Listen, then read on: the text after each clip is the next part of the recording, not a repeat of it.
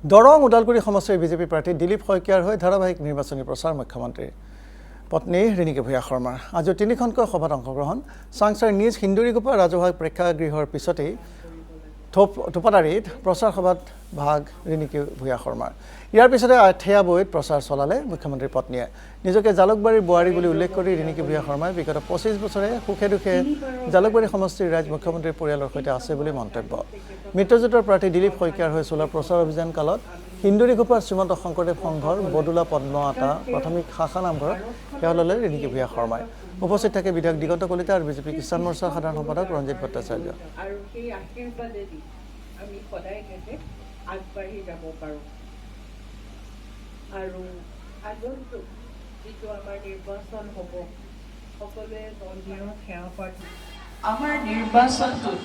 আমি ইয়াতে ভোট দিব লাগিব বুলি ক'বলৈ নালাগে এইটো এটা উৎসৱ হয় যে আমি সকলোৱে ওলাই দলে বলে আমি সদায় ভোট দিওঁ আৰু আমাৰ এটাই চাব লাগিব যে আমাৰ ভোটখিনি যাতে গোটেইখিনিয়ে দলে বলে দি যাতে আমাৰ ভোটকেইটা মিছ নহয় কাৰণ ভোটকেইটা মিছ হৈ গ'লে দিয়া নিদিয়া সমান যিহেতু আপোনালোকৰ লগত আজি ইমান বছৰ খোজকাঢ়ি আহি আছোঁ আজি আপোনালোকৰ আশীৰ্বাদত মুখ্যমন্ত্ৰী আসনত বহি আছে আৰু সেই আশীৰ্বাদ আপোনালোকে মৰমটো যাতে সদায় আমি একেলগে গৈ থাকিব পাৰোঁ সেইটো আপোনালোকৰ সদায় আপোনালোকৰ ওচৰত ক্ষমা প্ৰাৰ্থনা সদায় জনালোঁ ইমান বছৰ ক'তো ভৰি দিয়া নাই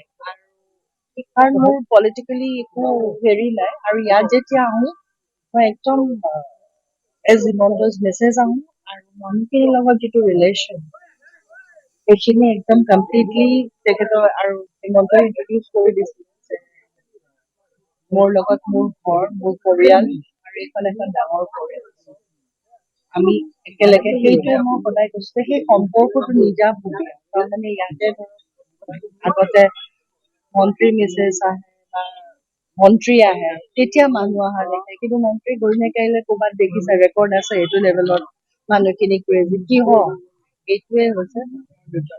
মানে মৰমটো সেইকাৰণে কৰে বুলি কৈছোঁ